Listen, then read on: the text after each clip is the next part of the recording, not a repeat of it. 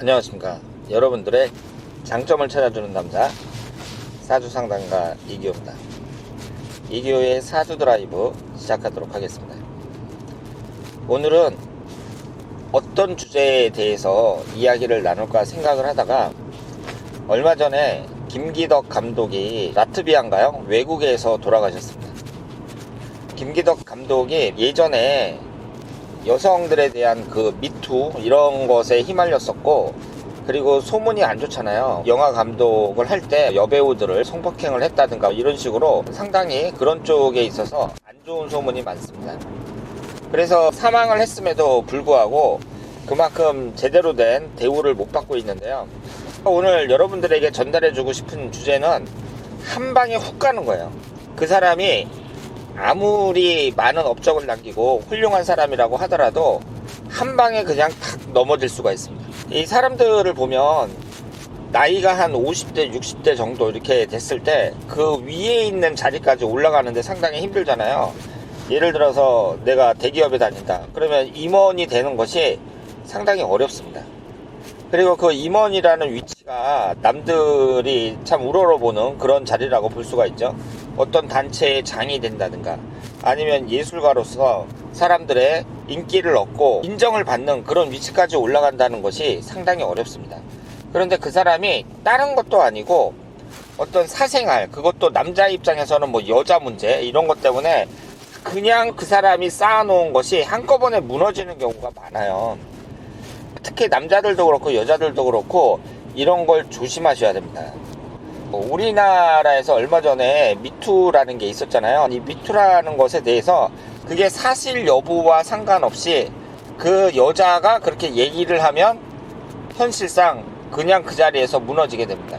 그리고 우리나라에는 형사체계가 있거든요. 경찰에 신고하면 되는데, 예를 들어서 영화배우 그 오달수 씨 같은 경우에도 아주 오래전에 으슥한 데 데리고 가서 뽀뽀를 했다 이런 식으로 얘기를 하니까 오달수 씨가 한창 잘 나가다가 결국은 꼬꾸라졌거든요. 그 사람에 대해서 이제 지금 밝혀진 거로는 별로 잘못한 게 없다 이런 식으로 밝혀졌단 말이에요. 그러면은 오달수라는 그 배우가 실추된 이미지를 회복할 수 있느냐? 회복할 수가 없습니다. 이 미투라는 것도 다는 아니지만 그 소수의 여성들이 악의를 품고 사실이 아닌데 거짓으로 미투를 하는 경우도 있거든요.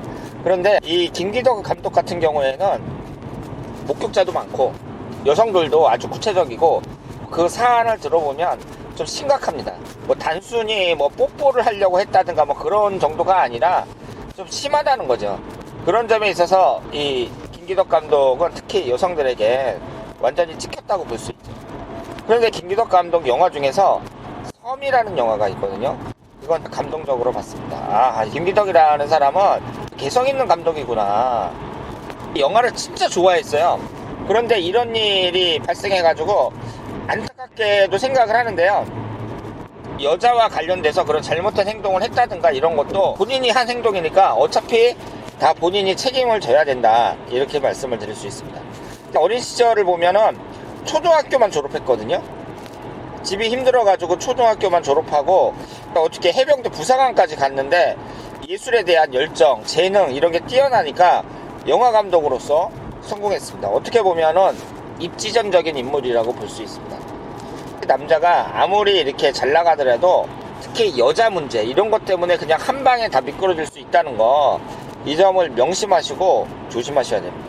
저도 그렇고 여러분들도 그렇고 모든 사람들이 다 조심을 해야 돼요. 특히 잘 나가는 사람일수록 조심하셔야 됩니다. 이 사주를 보면은요, 특징이 어때요? 지지가 다 도화살로 되어 있습니다. 전부 다 도화살로 되어 있는데, 그러면 도화살로 되어 있다는 거 두 가지로 생각을 할 수가 있죠. 우선 첫 번째로 연예인이 될 만한 사주다, 그리고 영화 감독이 될 만한 사주다, 이런 식으로 생각을 할 수가 있습니다. 도화살이라는 것은 나 자신을 발산하고 드러내고 뽐내려는 성향이라고 말씀을 드렸고요. 이 도화살이 강한 사람들은 사람들의 이목을 받고 인기를 얻어야 되는 그런 직업이 어울린다고 말씀을 드렸습니다. 그러면 대부분의 예술가들, 예술활동을 하는 사람들은 사람들의 이목을 받아야 되거든요. 뭐 노래를 부르는 사람이든 음악을 하는 사람이든 영화를 만드는 사람이든 타인의 관심을 받아야 되는 건 틀림없으니까 이 영화 감독이라는 직업도 도화살과 관련이 깊다고 봐야 됩니다. 김기덕 감독은 아주 끼가 넘치는 분이라고 볼 수 있어요.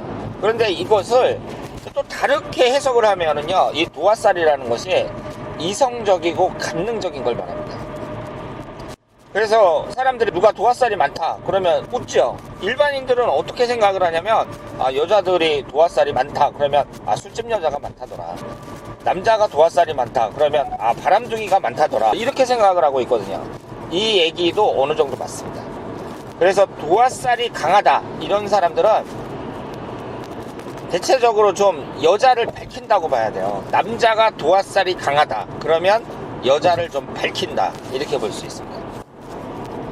지지가 전부 다 도화살로 되어 있는 데다가 일지인 오화하고 옆에 있는 자수가 나란히 두 개가 있잖아요. 그러면서 쌍충이 됩니다. 좌오충이 되면서 쌍충이 돼요. 그런데 이렇게 좌오충이 발생할 때에는 도화에 대한 기운이 더 강하게 발동을 한다고 봐야 돼요. 그러니까 김기덕 감독 같은 경우는 사주만 봤을 때 아주 끼가 넘치는 분인데, 연예인이 된다든가 영화 감독이 된다든가 이런 쪽으로 봤을 때는 이것이 긍정적으로 나타날 수도 있지만, 여자 문제에 있어서는 아주 세격이 강한 그런 사주라고 볼 수 있습니다. 그래서 여자 관계를 잘 관리를 했어야 되는데 그걸 못하는 바람에 결국은 공든탑이 무너졌다, 이렇게 봐야죠. 여러분들도 아시는 것처럼 예전에는 이렇게 상하관계, 예를 들어서 그 영화 감독하고 배우라든가 아니면 직장 상사하고 밑에 직원이라든가 이런 상태에서 성폭행 같은 수행 이런 것은 지금보다는 훨씬 흔했죠. 그리고 이것을 쉽게 공개를 못했습니다.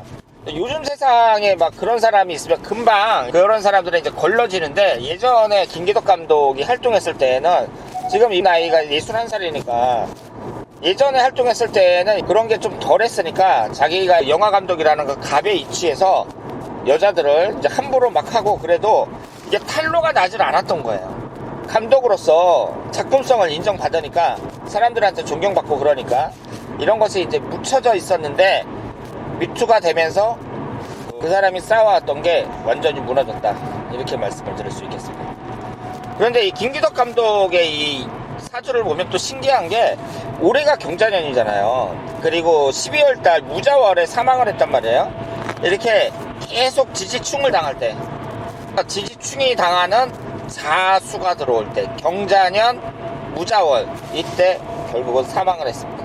사주 자체가 좀 치중되어 있으면서 워낙 뚜렷한 그런 특징을 갖고 있고, 이런 사람의 경우에는 이렇게 사주 원국에서도 쌍충이 일어나고 있는데, 일년운이라든가 월운에서 또 자수가 들어올 때 특히 조심해야 되는 사주다, 이렇게 말씀을 드릴 수 있습니다.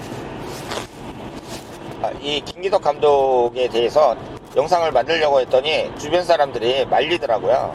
이 사람들이 다 싫어하기 때문에 이런 사람들 영상 괜히 만들어 갔다가 욕만 먹을 수 있다, 이렇게 얘기를 하는데, 결국은 이 여자 관리, 자신의 이 행동을 잘못해가지고 그동안 자기가 쌓아왔던 몽든탑이 다 무너지고 세상을 떠났음에도 불구하고 사람들이 그 마음 놓고 추모도 못하는 그런 입장이 되어버렸습니다.